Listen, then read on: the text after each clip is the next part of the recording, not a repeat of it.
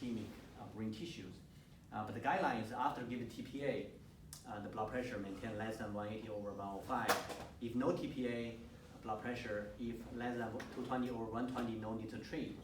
However, for the hemorrhagic transformation, for the intracranial hemorrhage, for the subretinal hemorrhage, the treatment blood pressure will be keep less than 140.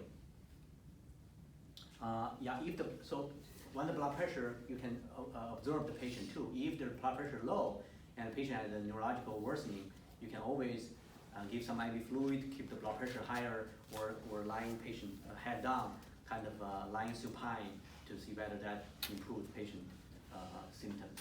Because sometimes the low blood pressure causing the decreased perfusion into the brain, which the tissue in danger will be not getting enough blood supply.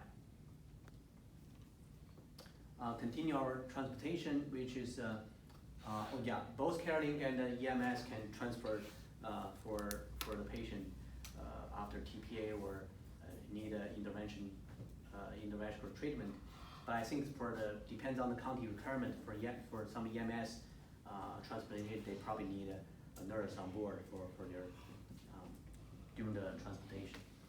I said that do not tolerating a bad assignment. So if there's no bad assignment, don't delay the transfer. I mean, you can directly transfer to the ED, and the ED department can taking care of the patient from there. Post-monitoring need continued order. So basically, we need a documentation. We need to do the assessment as frequency ordered in the order set and document, which is very important. And best hand off to the accepting nurse, either the ER nurse or the ICU nurse.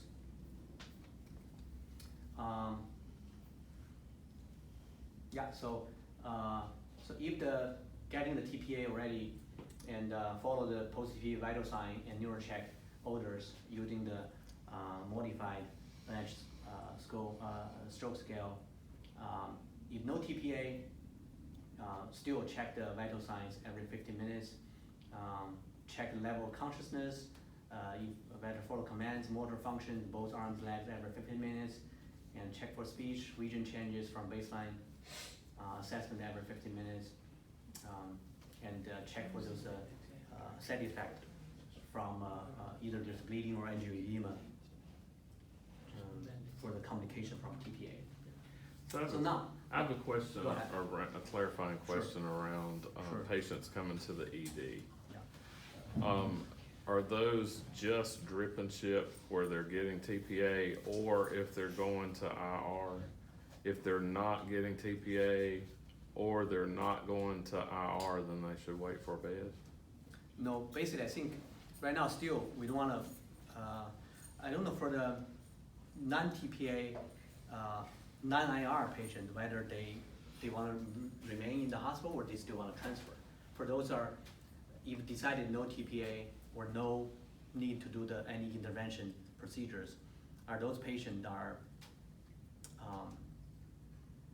immediate need a transfer or they need to keep in the original hospital. I think Adams Regional is soon to be a primary stroke center, so they can taking care of the stroke patient over there too.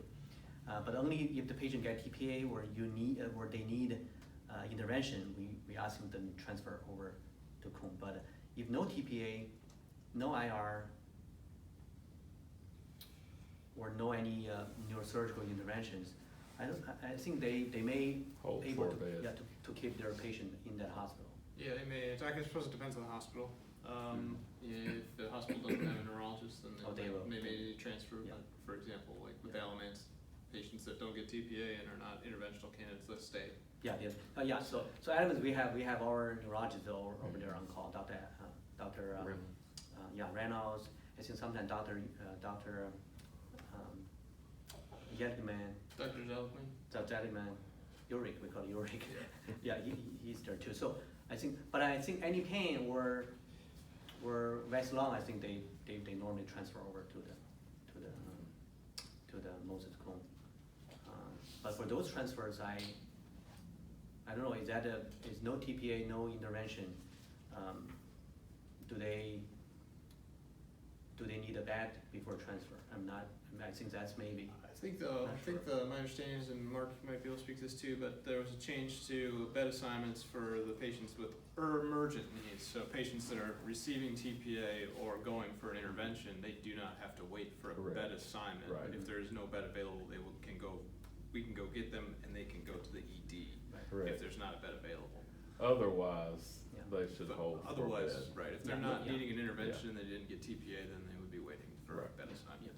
I think that's, Which makes sense, makes sense. Yeah, it's a kind of, not a urgent, I think, if I wait a little bit for the bed.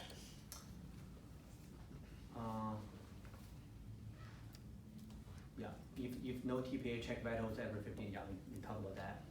And yeah, we talk about now, kind of give it more time for the large vessel occlusion. So this kind of a focus, the recent change of the code stroke, and also the changes of recent guideline published early this year. So what is a large vessel occlusion? Where is a large vessel? So large vessel we consider as intracranial or internal carotid artery and bilateral, and MCA and middle cerebral artery, ACA anterior cerebral artery, and also the PCA. I don't think he put in. PCA is also considered as large vessel too. So posterior cerebral artery, and the vertebral artery, and the basal artery. So those are all the large vessels we consider we can treat with our micro catheters and with our endovascular device. Those vessels. Even we can go to the M2 segment of the MCA. Some centers they do M3, but not in Cone so far. And the symptoms of those large vessels are generally speaking more severe than the small vessel disease of the stroke, and also including this gaze deviation or forced gaze, visual field changes, either hemianopia or complete visual loss, fascia, expressive fascia, receptive fascia, and weakness, arm, leg, and neglect, which is a part of the higher cortical functions of the brain. So those are the indicating there could be maybe a large vessel involved, or especially cortical brain tissues involved, innervated by supplied by the vessels.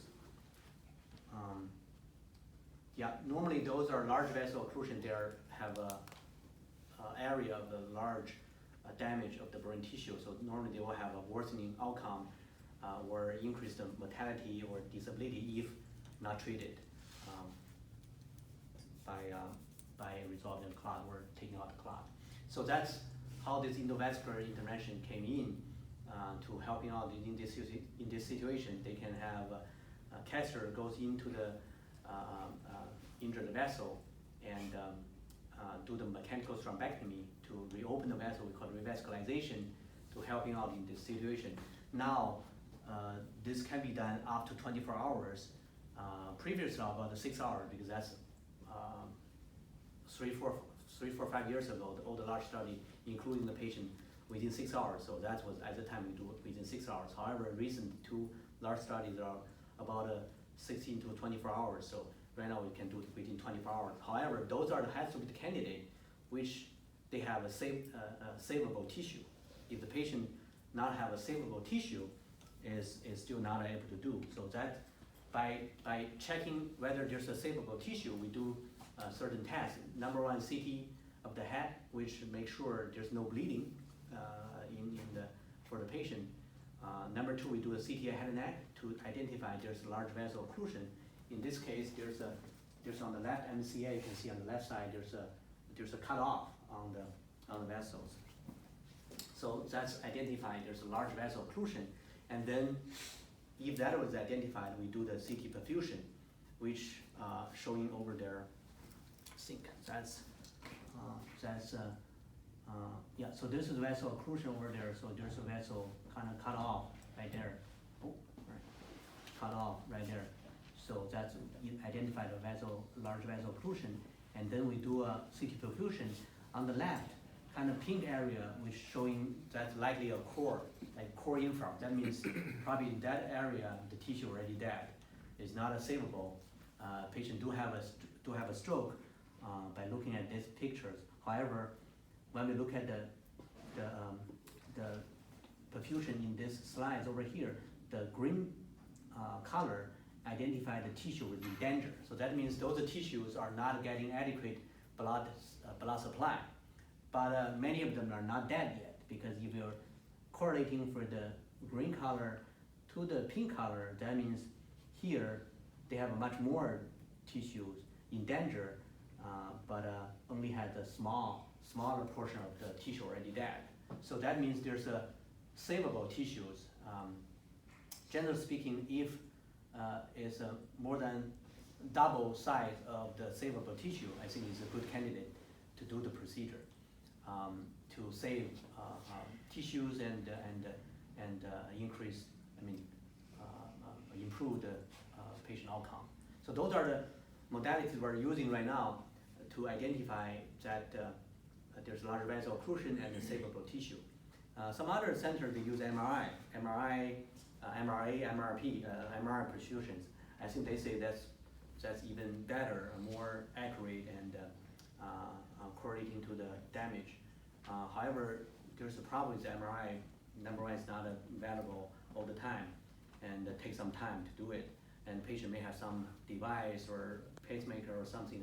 So we're still using. I think the CT is still more commonly used in the U.S. in all the centers for stroke care. But some other centers like Arizona, University of Arizona, I think they are totally using the MRIs. They have developed it. Right. You mentioned the CTs that you showed there. That's only a few places have a CT perfusion study available. Right, that's right. So basically, right now it's only I think only Moses Cone has a CT perfusion available to do that. But I think we have a plan to get another one, second one. I think maybe they are thinking putting the Elements Regional, but we haven't had one. But so far, right now, there's only one available in Moses Cone.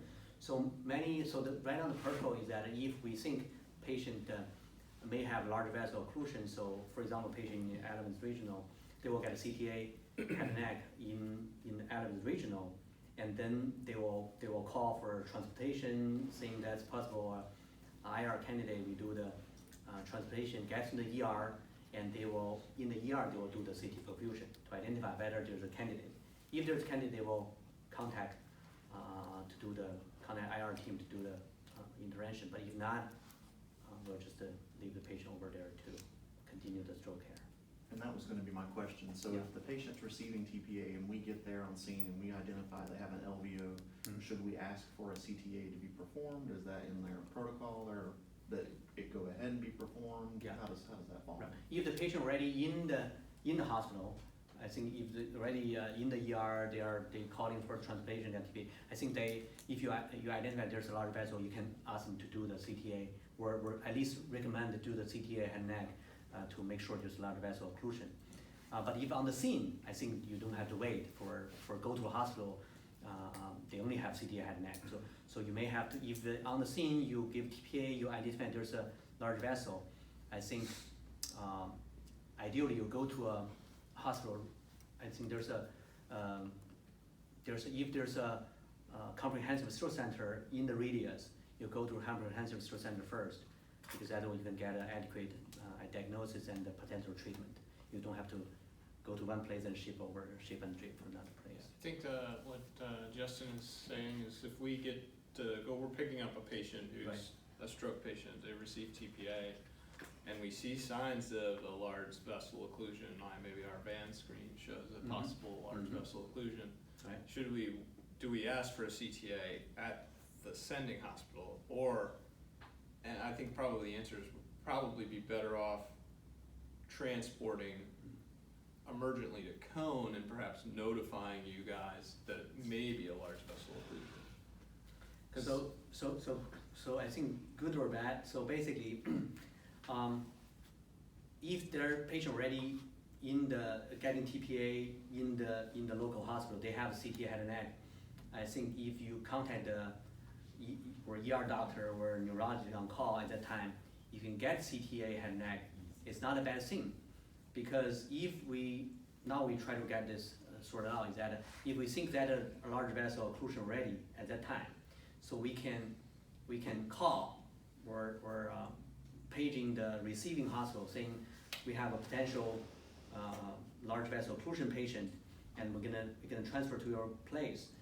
You need to probably prepare for CT perfusion, but at the meantime, maybe right now you can mobilize the resources to waiting or to start it. Because once you get in the ER, they do a CT perfusion or CT head and neck, they identify the patient is a good candidate, and then they call the IR intervention resources. They will take some time for them kind of get around too. So if we get early on, even there's no CT perfusion, we know there's a potentially could be a candidate. During the transplantation, that period of time, that the IR resources, the IR team can be activated. Even the waiting there's in the ED, when the patient arrive, find out there's not a candidate, that's okay. But if there's a candidate, there will be much less time to do the procedure. Maybe Because I think that's possible, there's something. I wonder if that would be a good case where, say, you identify a possible large vessel and say, maybe that's the time to call the receiving doctor at Cone and ask, That's Do you good want idea. the That's do you good want a idea. CT angio now, or That's should good we just idea. start bringing the patient to you? Because depending on the hospital, I think CT angiography may not be rapidly available, depending on where Depends you're at. on the, yeah, if that hospital not easy to do, that will be. But I think so far, what we come up with is that we wanted the patient to do the CTA, or if, for example, the patient had a cold stroke in the Adams region, we wanted to do a CT, get a TPA, and do a CTA head and neck over there to identify if there's a large vessel need to treatment. And before they ship over here, we do the CT perfusion if needed. But So- and usually you guys would actually, when we would have our conversation, actually the last TPA patient I called, I spoke to neurology and said, okay, we're gonna transfer him, he's getting TPA. Okay, while we're waiting for CareLink to arrive, we went ahead and got the CT angio Oh, done that's it. before the patient. Didn't have the result back, but the patient was on their way to Cone by the time we got the results. Okay, so that's There's a lot of, but who will notify the result? Just receiving hospital can notify the result. well, Alamance is a Cone hospital, so you guys have the So access to all the imaging. There But may it be depends. some benefit to that, frankly, because then they could, hold off putting, the interventionist doing something and know there's one coming and not start another case. Right. Because sometimes there's anesthesia involved and all that other kind of stuff. But even Randolph and Moorhead, for instance, they use Greensboro Radiology. I mean, they're all yeah. tied in there, so they can view and see. The local ones that we go to, so I don't. Yeah, I think there's definitely a move and a change now from the ED, what used to be every stroke patient just got a non-contrast head CT, Right. to a movement now of non-contrast head CT and now often just a CT without and then a CT angio as well, Right. where they're getting that. So I think the angiography is becoming much more prevalent now in that ED part of the workup Right. for the acute stroke, but I think it depends on the particular hospital we might be going to. But I think Elements definitely has. I don't know any pen they have CTA head and neck, right? Yeah, I believe so. They have. Yeah. But I think Mass Center High Point probably don't have. Oh, I they do. think so. They don't have to. They do? CT angio? Yeah, Okay. I have one done So there. that's, yeah. Oh, That's I know that for So, sure. yeah, but, but I think right now, they just wanna, I don't think that's already started yet, but I think they wanna discuss with the IR team to say, if we find out in the, for example, any pain, they did a CT head and neck, they find out the large vessel occlusion before the perfusion, they wanna contact with the IR team in the Moses Cone, let them to be ready to receiving the patient. If come here, there's a large savable tissue, they will go into kind of shortened time. But I don't think they are has been put into the paper yet. I think they wanna discuss with the IR team to get it sorted out to see whether that's a valid preserved. So now, so how we identify there's a large vessel occlusion become more important. So basically, there are several large vessel screening tools. I think the other EMS they're using FastED. I think they're using FastED if the score more than 4. But that is also has a lot of items you need to go through for the FastED, and also you need a scoring system. But so we think it's a VAN. We choose a VAN. We compare with in the literature to see the specificity, sensitivity. I think VAN is comparable with other screening tools too. But also this is more kind of relatively easy to do without any scoring system. Just kind of go through the symptoms and call it when negative or positive. So this is scoring system including the weakness. So that has to be have a weakness so that you combine with any other symptoms, call it when positive. So you have to have a weakness, and then plus any of them, either a visual disturbance or aphasia or neglect. So any of them plus weakness, that will be sufficient to call VAN positive. And for those can be completed in all patient presenting with stroke symptoms 0 to 24 hours from last in normal. So this is the form. So this is form on the right hand side. The including weakness on the first, and second, which the visual disturbance, third aphasia, fourth is neglect. But we'll go one by one to look at them. So first one, we look at the weakness. So the same thing we do with any other scales. So put arm up for 10 seconds to see if there's any drift or any weakness. So mild will minor drift, moderate or severe. That will be according to the drift, or completely not move at all. So if no weakness is VAN negative, so we call it VAN negative. Of course, there's an exception, which is we have to. All these scales not adequately assessing the posterior circulation, so brainstem, cerebellum. So if you find a patient has unexplained loss of consciousness, comatose, or any of the confusion, dizziness, diplopia, or any other automental status without any explanation, that's indicating that maybe a posterior circulation, brainstem or cerebellum. So in that case, we don't miss any of the posterior large vessel, because that's very vital as the patient has a posterior circulation, a large vessel, we have very bad outcome. So in that case, we want them to call VAN positive to get adequate treatment or adequate evaluation.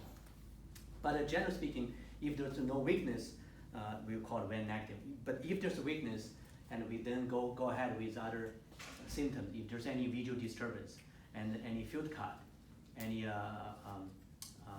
double vision, any blind, one or both sides, new onset, that was considered a visual disturbance.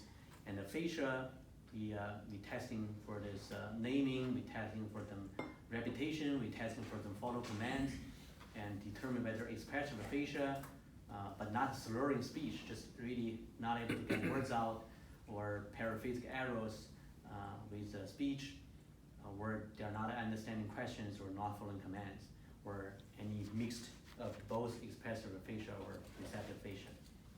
Neglect is we're going to assess either there's a gaze deviation, if there's any double simultaneous simulation deficit. You're going to check forced gaze, whether there's a gaze preference, or whether they are not able to feel both sides of the body at the same time, or if there's any ignoring on one side. So those are either one of them, a plus weakness, we'll call it VAN positive. So I'm going to show you so that's what we're seeing. So if there's any weakness plus any of the below, which is called VAN positive, which is indicating that potentially could be a large vessel occlusion. Although not necessary to be for sure 100%, but it's a screening tool which need a further evaluation. So we're going to show the picture. I'll show you the left side. Just hit escape, yeah. So to see the training of the van scale, so there's a,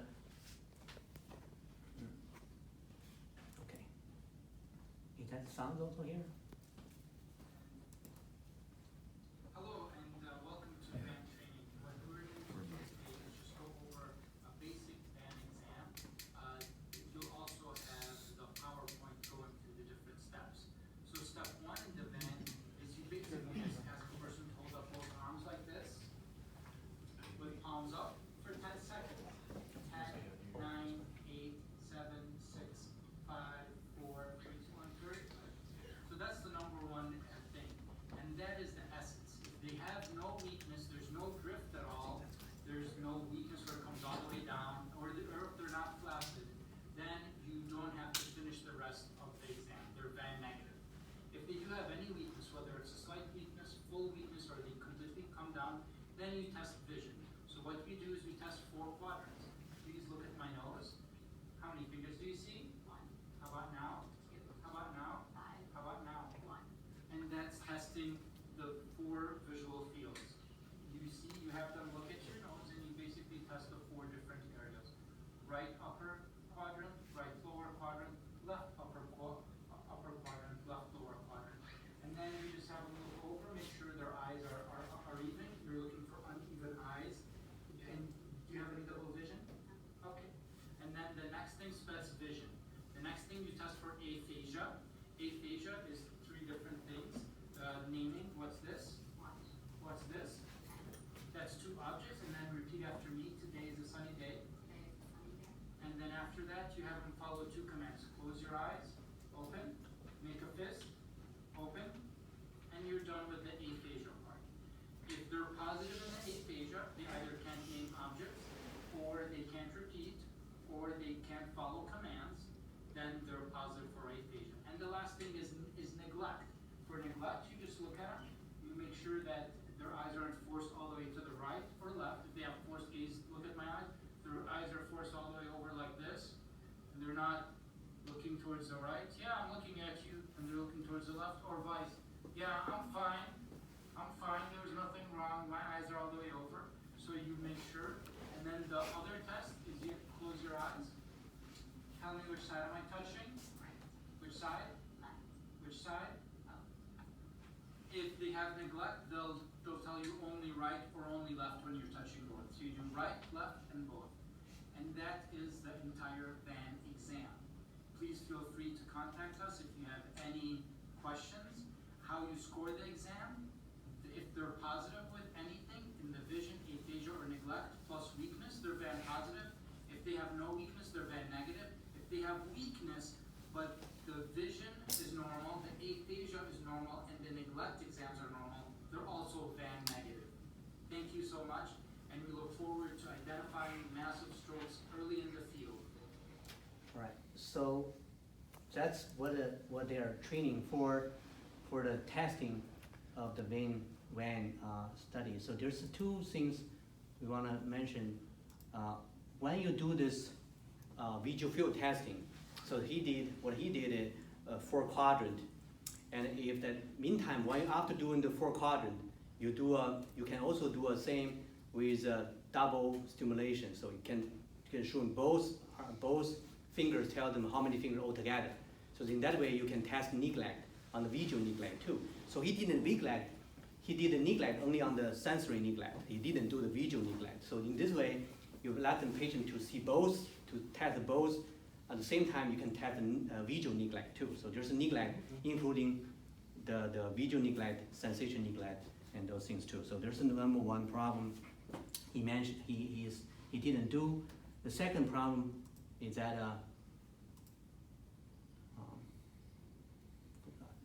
so second problem is that he tested. They either can't name objects, Yeah. or they can't repeat, or neglect. For neglect, you just look at them, you make sure that Oh, sorry. their eyes are in aphasia. They either can't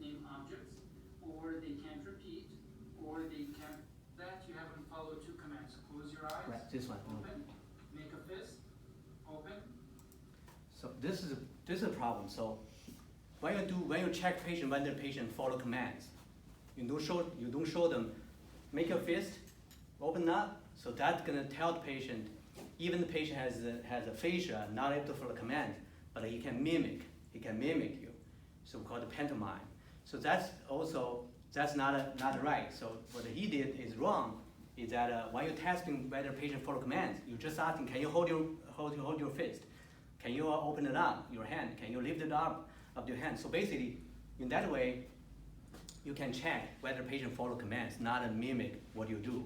So that's why I think he just want to show what he do, but I think if for the real testing, they cannot show the patient how to do this.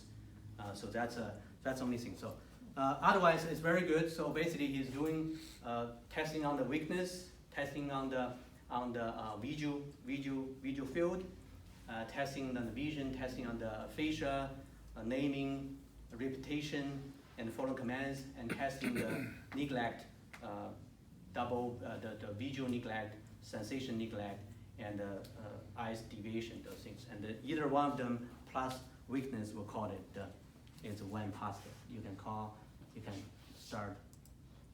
So yeah, very quick. We're gonna have a couple slides. We're gonna finish. So this is the now. We are changing the update. So new code stroke status because this changes.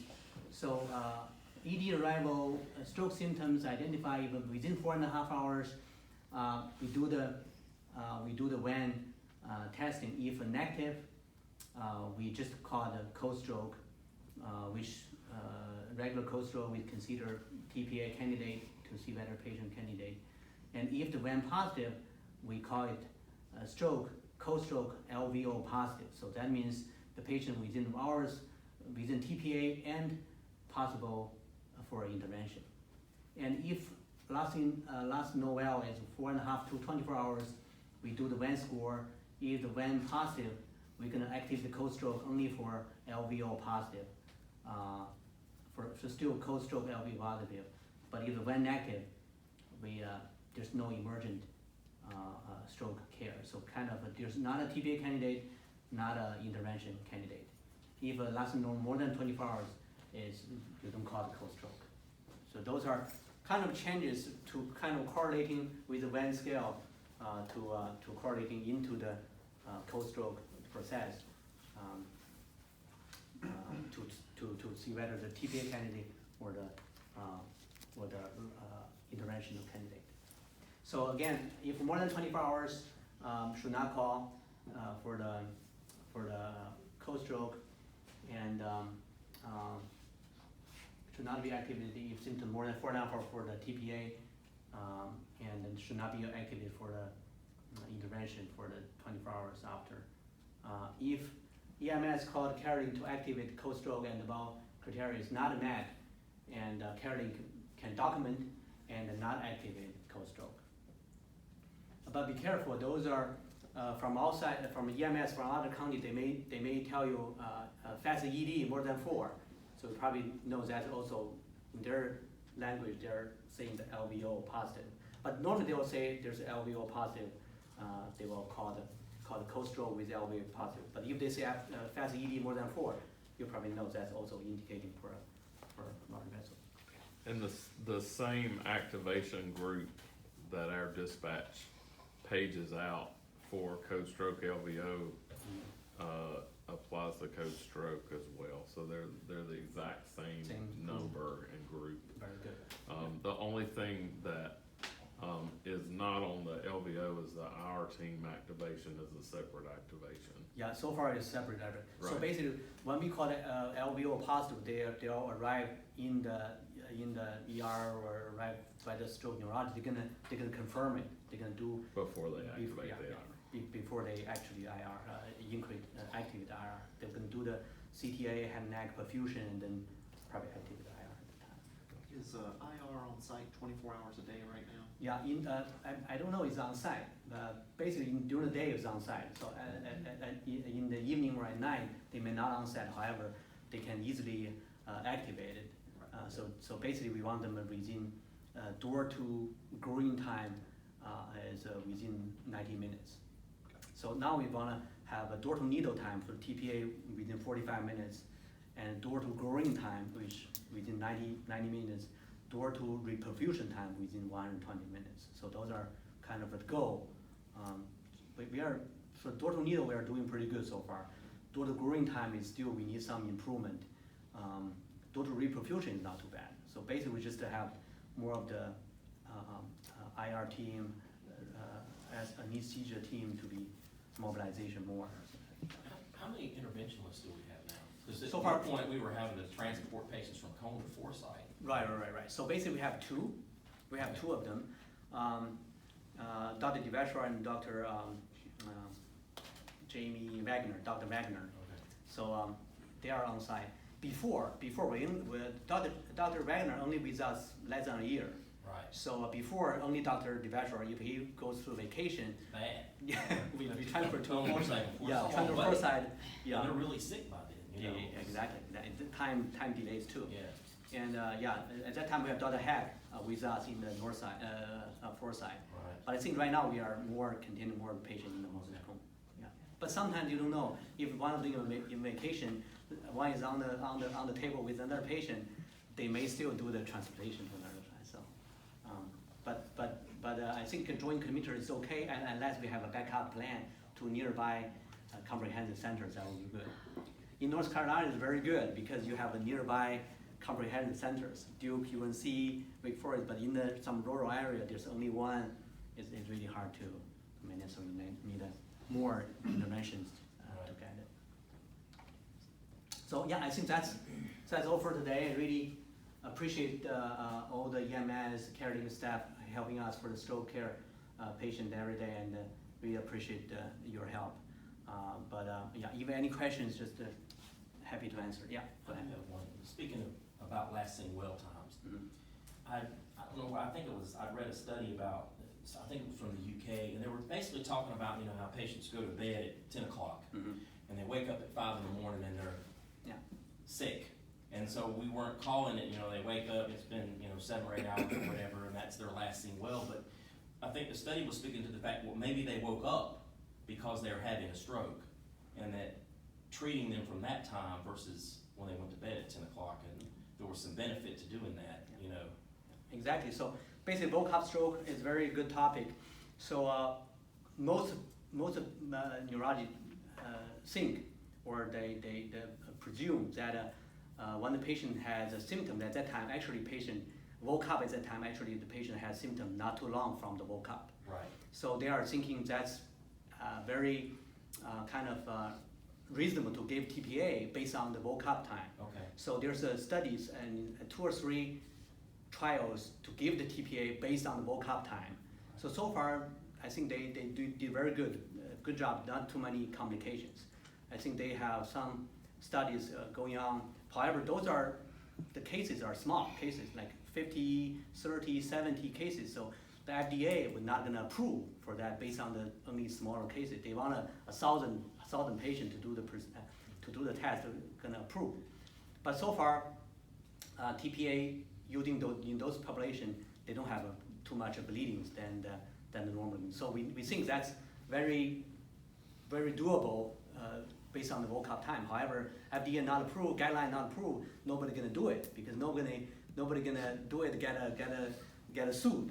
So that's I want TPA that's a problem. and I Right? want So, to see it. however, I won't sue you. yeah, but however now, because if after woke-up you have the symptom, you have large vessel occlusion, you go to the CTA perfusion, you identify there's a large salvageable tissue Right. because just woke up, symptom very.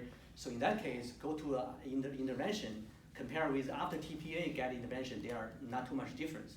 So far, we think we are okay, not giving TPA. But if we identify there's a large vessel occlusion with a salvageable tissue, go to IR. I think they are also get a very good outcome too.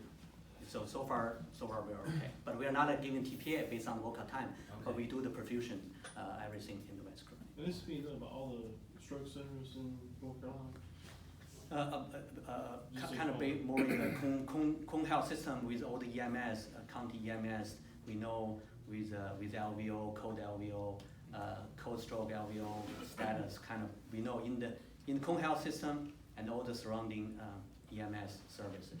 Yeah, so EMS services, Guilford, Alamance, Randolph, Rockingham, Yeah. have all sat down with our stroke team here, and we had a meeting at the same time, and we're all adopting this same practice of activating acute strokes, and then if there are evidence of large vessel occlusion with the added LVO screen that EMS will also do and will do, then we'd activate it as a acute stroke plus LVO, Yeah. up to 24 hours now.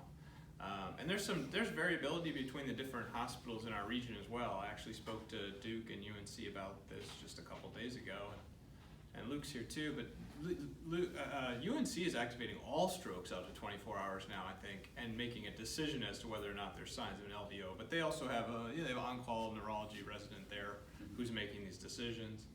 And Duke was saying that they were still activating most of their acute strokes 6 to 8 hours is their window, and then if they have signs of LVO, then they activate their IR team. Mhm. Kind of more similar to what we're doing. So, but for us, I think the big thing is probably our greatest opportunity is recognizing a patient that may have a large vessel occlusion that wasn't perhaps realized at the transferring facility, giving us the opportunity to treat these, because these large vessel occlusions are very high morbidity, high mortality events for these patients, and if they are amenable to interventional treatment, they may have a better outcome. Yeah, So. yeah.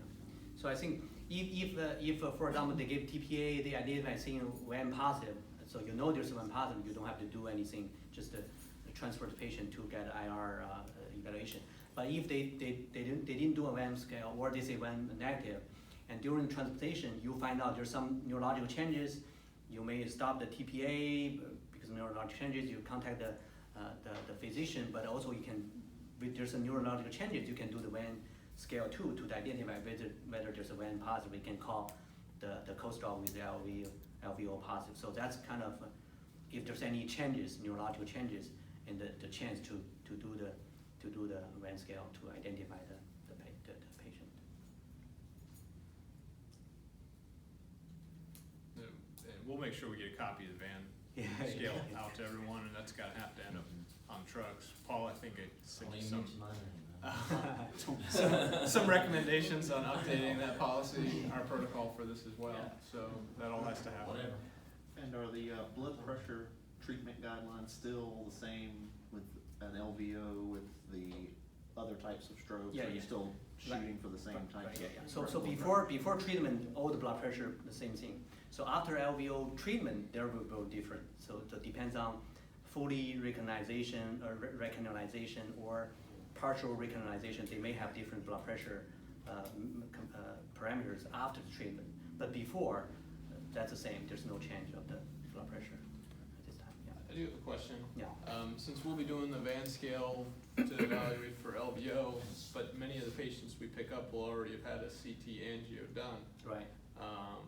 How do we handle that if we have a stroke patient, CT angio perhaps doesn't show a large vessel occlusion, but then we arrive on scene and we do see, Mm-hmm. okay, aphasia and weakness on the left arm, which would be a common presentation that's gonna be a positive Yeah. van scale. Yeah. If there's no change from before doing the CT angio head and neck, the patient already presenting like that, so that's fine. Okay, So if when you the CT head and neck was no normal, and when you pick up patient, you find there's a VAN kind of really has a VAN positive, but there's a change from previous, and then you still call it LVO positive. okay. And when they arrive, they need to do another one, evaluating to see whether there's any changes for the status. Right, so And- no change in symptoms with a CT angio that doesn't show large vessel occlusion, you wouldn't want us to notify you? Yeah, I think at that time probably they already evaluated for the LVO, for the CTA. I think that's okay. Okay. And if there are changes, I think we're gonna do the LVO assessment evaluation for any neurological changes. Right, Yeah. But I think that the CTA, if there's no large vessel occlusion, I think that's more confirmed than the when screening tool, but that's just a screening, maybe not 100% indicating a large vessel, but CTA had more. Yeah, it's kind of an interesting question, because it had anecdotally transferred a stroke patient who had received TPA just a month ago. I think you've been done transport. And patient had a CT angio done at the hospital. It showed some carotid artery stenosis, but got TPA on arrival here. He had suddenly had a severe worsening of his weakness. At that time, his CT angio had already been done, didn't show a large vessel then, but when he got to Cone, his exam had changed quite a lot right before he arrived, Right. so. So that's probably need a re-evaluation. In that case, if patient kidney function pretty good, I think they can get another load. We do another CTA perfusion or anything. If the patient kidney not very good, it's not got another load, we can do a CT perfusion to see if there's a candidate, and or directly go to, if it's still window, not more than 6 hours or 8 hours, we can directly go to angio suite to see if there's any large vessel occlusion. If not, that's fine. If there's we're gonna treat at that time. So already, I think they need to know the information, saying there's a changes, or if there's a random positive now, and they're gonna accordingly, they're gonna do more testing, not just based on the CTA, and you're gonna say it's normal, we don't have to treat. But if there are any changes, it's possible a candidate we're still able to treat. Yeah, so that's good information if you can gather if there's neural changes.